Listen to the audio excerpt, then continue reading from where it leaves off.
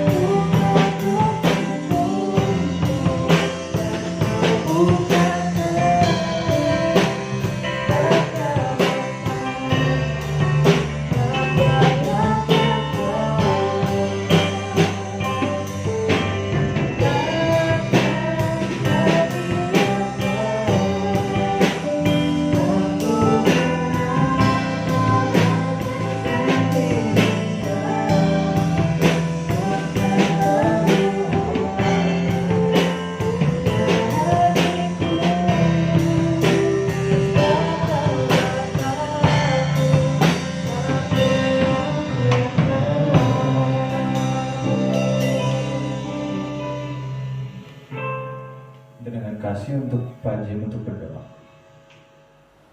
Mari kita berdoa.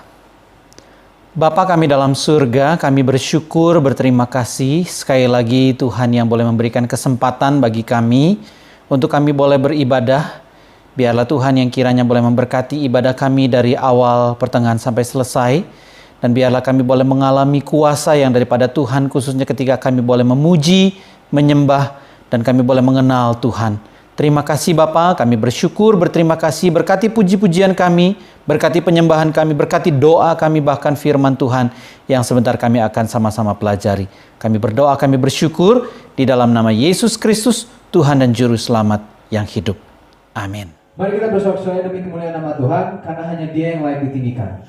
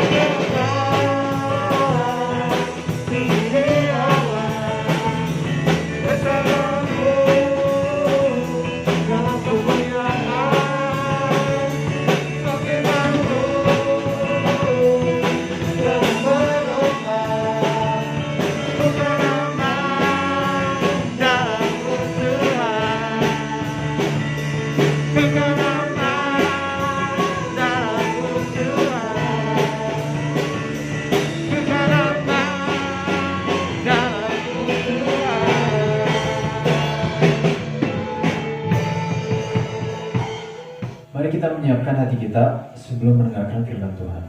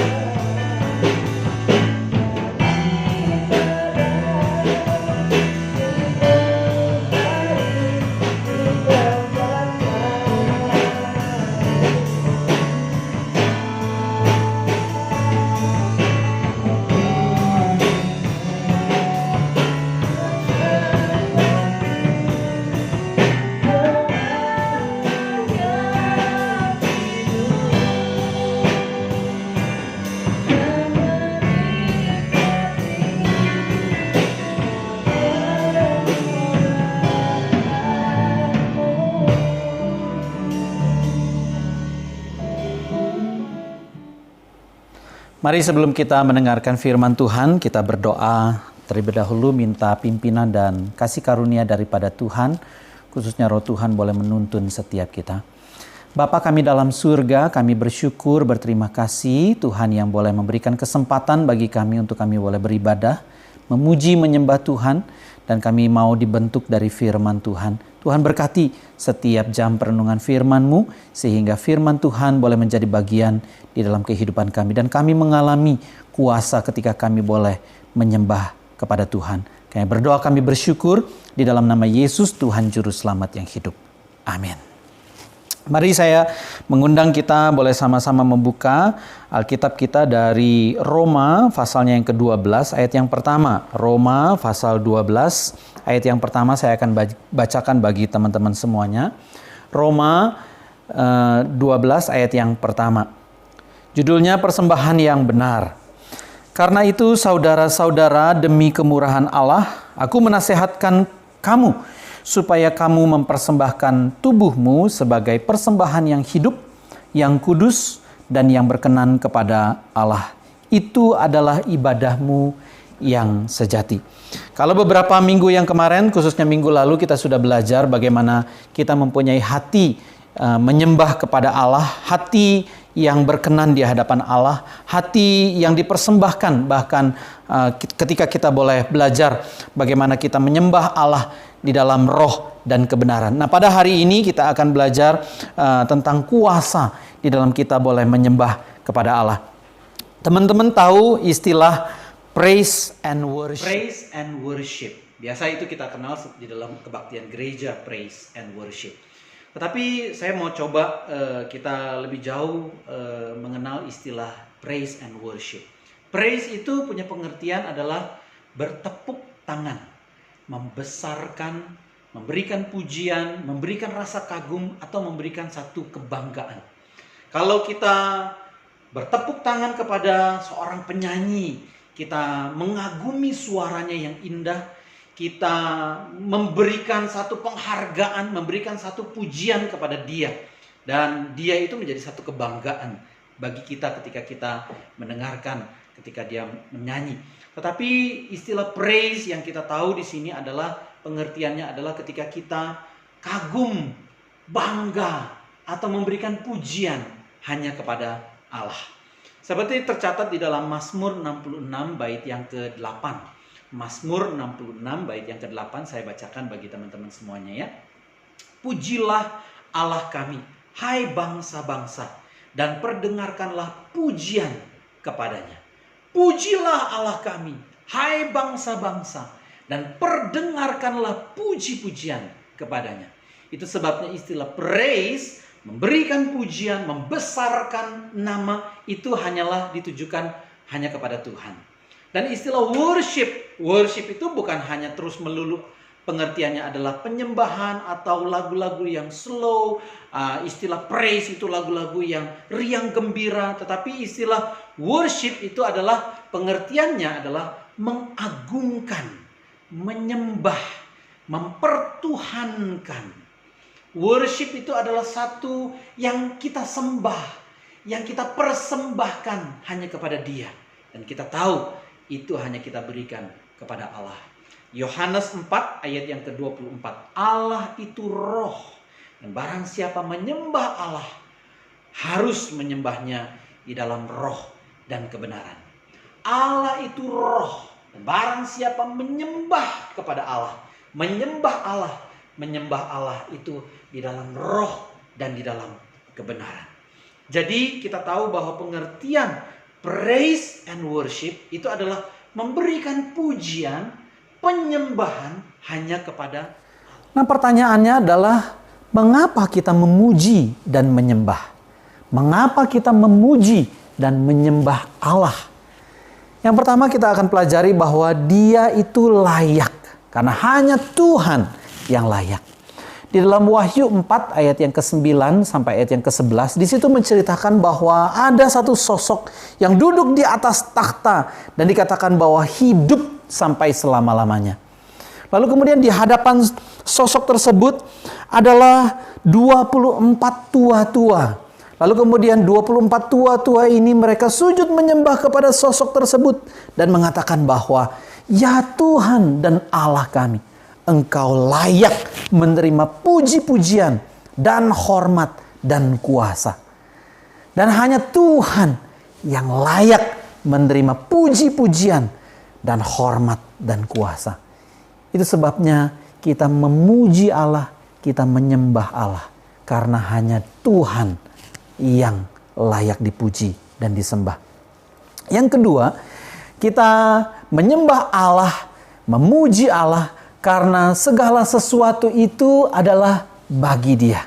Di dalam Roma 11 ayat yang ke-33 sampai ayat 36 dikatakan demikian. Oh, alangkah dalamnya kekayaan hikmat dan pengetahuan Allah. Sungguh tidak terselidiki keputusan-keputusannya, dan sungguh tidak terselami jalan-jalannya. Karena sebab siapakah yang mengetahui pikiran Tuhan? Atau siapakah yang pernah menjadi penasehatnya? Atau siapakah yang pernah memberikan sesuatu kepadanya sehingga dia harus menggantikannya? Segala sesuatu adalah dari Dia, dan oleh Dia, dan kepada Dia. Bagi Dialah kemuliaan sampai selama-lamanya. Yang pertama, karena Tuhan itu layak, hanya Dia yang layak dipuji dan disembah. Yang kedua, karena segala sesuatu itu diciptakan bagi Tuhan. Kita diciptakan bagi Tuhan. Itu sebabnya hanya Tuhan yang boleh kita puji dan kita sembah. Yang ketiga, kenapa kita memuji dan menyembah Tuhan? Karena itu merupakan satu perintah yang Tuhan berikan bagi kita. Roma 15 ayat yang ke-10 sampai ayat yang ke-11 dikatakan, dan selanjutnya bersukacitalah hai bangsa-bangsa dengan umatnya. Dan lagi, pujilah Tuhan, hai kamu semua bangsa-bangsa, dan biarlah segala suku bangsa memuji Dia. Ini merupakan satu perintah secara global, bukan hanya secara parsial, bukan hanya kepada sekelompok orang saja. Semua orang, semua bangsa harus memuji dan menyembah hanya kepada Allah. Dia layak dipuji dan disembah. Hanya bagi Dia segala pujian penyembahan kita, karena segala sesuatu diciptakan hanya bagi Tuhan. Dan yang ketiga, karena kita diperintahkan untuk memuji Tuhan. Lalu kemudian, bukan hanya di gereja kita memuji kepada Tuhan. Ternyata pujian itu atau praise dan worship itu bukan hanya sekedar dilakukan di gereja, tetapi juga di dalam keseharian kita. Dalam Efesus 5 ayat yang ke-19 dikatakan bahwa berkata-katalah seorang kepada yang lain dalam mazmur, kidung puji-pujian dan nyanyian rohani. Bernyanyilah dan bersorak-soraklah bagi Tuhan dengan segenap hati. Artinya, ketika kita berkata-kata seorang kepada yang lain, ketika kita menasehati orang lain, ketika kita menaikkan puji-pujian, ketika kita bernyanyi ini dan itu, kita menaikkan pujian itu hanya kepada Allah. Ketika kita melakukan keseharian kita melakukan pujian kita itu hanya kepada Tuhan. Dan juga bukan hanya sekedar di gereja dan juga dalam keseharian kita, tetapi juga kita lakukan itu dengan akal budi kita. Kolose 3 ayat yang ke-16. Hendaklah perkataan Kristus diam dengan segala kekayaannya di antara kamu, sehingga kamu dengan segala hikmat mengajar dan menegur seorang akan yang lain, dan sambil menyanyikan mazmur dan puji-pujian dan nyanyian rohani, kamu mengucap syukur kepada Allah dalam hatimu. Lihat ya, hendaklah perkataan Kristus diam dengan segala kekayaannya di antara kamu. Jadi artinya, waktu kita memuji Tuhan, waktu kita menyembah Tuhan, bukan hanya dalam keseharian kita, tetapi akal pikiran kita penuhi dengan perkataan-perkataan Kristus. Itu sebabnya praise and worship itu nggak jauh dengan firman Tuhan. Lalu kemudian praise and worship itu juga nggak jauh dengan yang namanya doa. Nah, ketika kita menyatakan pujian kita kepada Tuhan, mengangkat pujian kepada Tuhan, perkataan Kristus dengan segala kekayaannya itu diam di dalam kita. Ketika kita membahas tema the power in worship atau kuasa di dalam pujian penyembahan, kita harus ingat ketika di dalam Alkitab ada beberapa peristiwa ketika orang-orang memuji Tuhan, menaikkan pujian kepada Tuhan, itu orang-orang mengalami kuasa-kuasa yang Tuhan berikan kepada orang-orang tersebut. Nah, kita coba pelajari bagaimana ketika Yeriko dikalahkan, yang tercatat di dalam Yosua pasalnya yang ke-6. Di situ diceritakan bagaimana Yosua memimpin orang-orang Israel untuk mengalahkan kota Yeriko. Kota Yeriko itu dikelilingi dengan tembok yang tebal, tembok yang besar. Dan Tuhan memerintahkan kepada Yosua dan juga kepada orang-orang Israel untuk mengelilingi kota Yeriko dengan temboknya yang besar itu 1 hari 1 kali selama 6 hari. Jadi 1 kali 1 hari 1 kali selama 6 hari. Jadi 6 hari itu 6 kali kelilingan.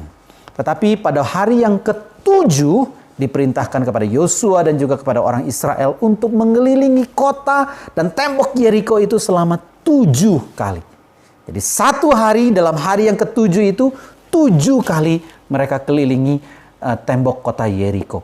Dan ketika di putaran yang terakhir di situ dikatakan bahwa harus meniupkan sangkakala, lalu kemudian bersorak bagi Tuhan. Dan tidak dipungkiri bahwa di situ pun juga ada puji-pujian bagi Tuhan. Bersorak bagi Tuhan. Berteriak bagi Tuhan. Memuji kebesaran Tuhan.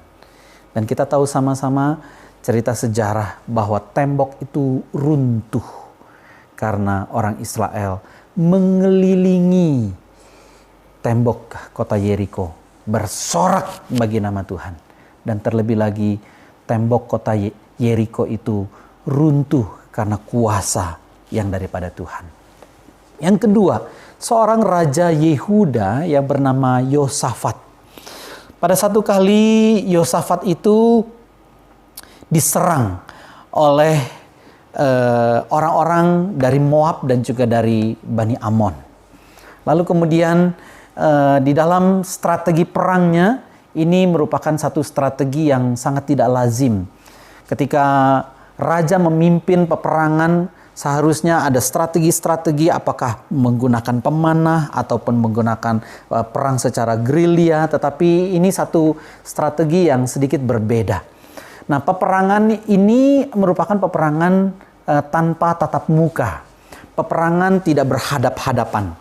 Tetapi peperangan ini harus dilewati oleh orang Israel atau khususnya kerajaan Yehuda menghadapi Moab dan juga Amon itu dengan cara demikian. Orang Lewi, yaitu biasa adalah orang-orang yang melayani di bait Allah, khususnya dari Bani Kehat dan juga dari Bani Korah, mereka itu harus berdiri dan juga memuji Allah, khususnya menaikkan puji-pujian kepada Tuhan dengan suara yang sangat nyaring. Dan dalam sekejap, dalam satu malam, Bani Amon, Bani Moab itu dikalahkan. Bukan oleh orang-orang Israel, bukan oleh kerajaan Yehuda, tetapi oleh Tuhan sendiri. Ketika Bani Korah, ketika Bani Kehat, ketika orang Lewi memuji Tuhan, menaikkan puji-pujian bagi Tuhan, kuasa Tuhan bekerja. Yang ketiga, yaitu seorang Daud ketika dia mengusir setan dari seorang raja yang namanya Raja Saul. Kita tahu sama-sama bahwa Raja Saul adalah raja pertama dari kerajaan Israel.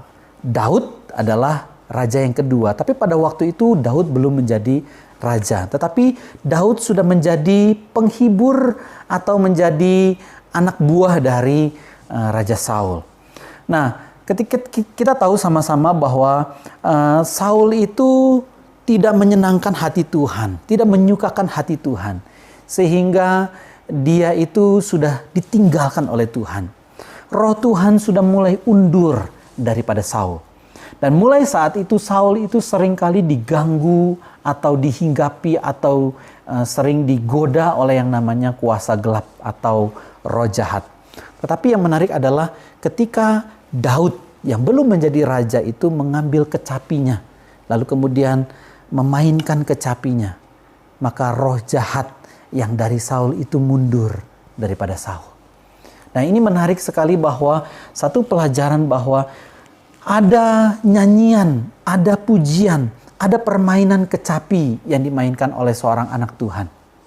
Dan di situ kuasa Tuhan bekerja. Nah, yang terakhir kita akan belajar dari Perjanjian Baru. Kalau tadi kita sudah melihat kisah-kisah di Perjanjian Lama. Nah, kisah Perjanjian Baru kita akan melihat dari seorang Paulus dan Silas. Ketika mereka memberitakan Injil di satu kota di Filipi, mereka itu dipenjarakan di kota tersebut.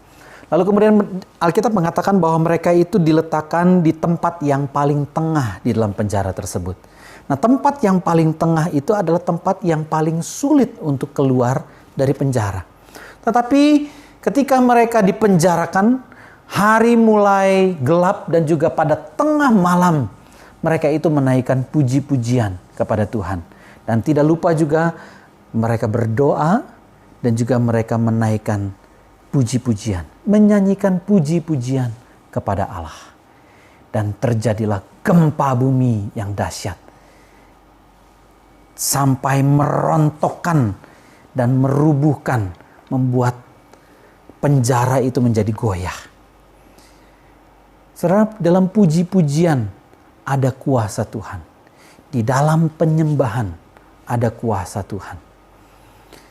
Ketika kita menyembah Tuhan, ketika kita memuji Tuhan, Tuhan tidak pernah berhenti bekerja.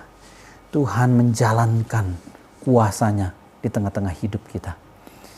Saya nggak tahu apa yang menjadi pergumulan kita pada saat ini. Ketika kita merasa bosan di rumah, atau ketika kita di tengah-tengah kesulitan pergumulan yang berat, saya ajak kita untuk boleh terus memuji dan menyembah Tuhan. Dan membiarkan kuasa Tuhan bekerja di dalam hidup kita. Entah itu bagaimana caranya, Tuhan tidak pernah habis atau kehabisan ide memberikan cara untuk menjalankan kuasanya bagi setiap kita. Ada satu quotes yang menarik dari seorang bernama John Piper, seorang teolog dan juga pengkhotbah reform yang besar. Dia mengatakan begini, "Singing is the Christian way of saying God is so great." Singing is the Christian way of saying God is so great. Di dalam kita menyanyi, dalam kita memuji, dalam kita menyembah kepada Tuhan, itu merupakan cara bagaimana orang-orang Kristen mengatakan bahwa Allah itu adalah besar. Kita tahu sama-sama ketika kita menghadapi satu pergumulan, ketika kita menghadapi satu pencobaan, ketika kita mengalami satu ujian, kita itu hanya manusia yang kecil dan kita nggak ada apa-apanya. Tetapi kita percaya kepada Allah yang kuat, Allah yang hebat, Allah yang berkuasa. Ketika saya merenungkan penyakit atau virus corona, merupakan satu virus atau merupakan satu bakteri yang mungkin nggak kelihatan. Kita dianjurkan, kita diharuskan untuk stay di rumah, makan makanan yang bergizi, menjaga kebersihan kita, dan kita nggak boleh kemana-mana. Karena kita dihimbau atau kita diharuskan untuk memutus mata rantai penyebaran COVID-19 atau virus corona. Virus corona itu nggak kelihatan, kecil. Kita nggak tahu ada di mana. Itu virus apakah menempel di baju kita, apakah menempel di uang kita, di barang-barang kita, atau di tangan kita. Virus itu nggak kelihatan. Tetapi katanya ketika virus itu masuk ke dalam tubuh kita, itu bisa menggerogoti kesehatan kita dan juga menghancurkan paru-paru kita. Itu yang disebut sebagai penyakit pneumonia. Napas kita akan menjadi sulit dan kita akan menjadi sesak napas, dan ada beberapa juga orang-orang yang mengalami kematian, dan banyak juga yang mengalami kematian karena penyakit ini. Teman-teman tahu, virus itu, bakteri itu kecil dan hampir kasat mata nggak kelihatan. Tetapi sangat dahsyat kerusakannya. Kita tahu bahwa puji-pujian itu mungkin bagi kita nggak ada apa-apanya. Tetapi saya kasih tahu, dan firman Tuhan kasih tahu, bahwa kuasa Tuhan itu besar, bahkan dahsyat, lebih dahsyat daripada coronavirus. Saya ajak kita sama-sama boleh merenungkan bagaimana Tuhan sudah bekerja melalui anak-anak Tuhan di dalam perjanjian lama, perjanjian baru, dalam Alkitab, dan juga sepanjang sejarah Tuhan bekerja melalui anak-anak Tuhan. Dan Tuhan juga mau bagaimana Dia bekerja di tengah-tengah kita sebagai anak-anaknya. Dia berkuasa. Dia melancarkan kuasanya ketika kita menyembah kepada Tuhan. Menyembah di dalam roh dan kebenaran. Menyembah di dalam akal budi kita. Menyembah di dalam keseharian kita. Menyembah ketika kita menaikkan puji-pujian dan menyanyikan pujian kepada Tuhan. Singing is the Christian way of saying God is so great. Biarlah kita boleh senantiasa memuji dan menyembah Tuhan. Mari kita berdoa. Bapa kami dalam surga, kami bersyukur, berterima kasih. Tuhan menaruhkan di dalam bibir lidah kami puji-pujian, penyembahan, pengagungan kepada Tuhan. Tuhan pakai setiap pujian untuk kami boleh memuji nama Tuhan. Sehingga kami boleh terus meninggikan dan mengagungkan Tuhan. Tuhan pakai setiap pujian bukan hanya sekedar di gereja, tetapi ketika kami ada di rumah, ketika kami ada di kamar, ataupun di jalan, ataupun dimanapun. Tuhan berkati kami, sehingga kami boleh terus menaikkan pujian kepada Tuhan. Kami boleh memuji Tuhan, menyembah Tuhan, di dalam pikiran kami, dalam akal budi kami, dalam keseharian kami. Dan juga kami menyerahkan diri kami sekali lagi ke dalam tangan Tuhan.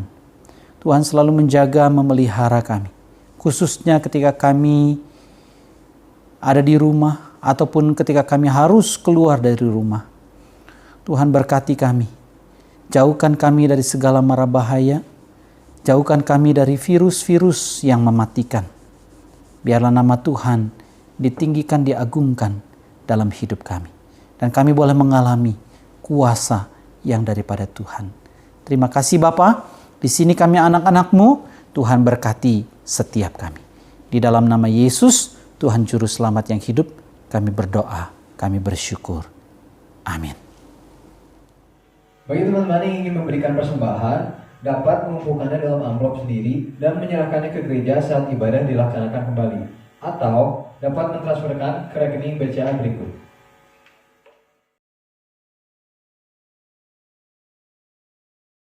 Mari kita menerima berkat yang daripada Tuhan. Tuhan memberkati engkau dan melindungi engkau. Tuhan menyinari engkau dengan wajah-Nya dan memberikan engkau kasih karunia. Tuhan menghadapkan wajah-Nya kepadamu dan memberikan engkau damai sejahtera. Amin. Kita akan mengakhiri ibadah kita pada pagi hari ini dengan menaikkan pujian terima kasih Tuhan.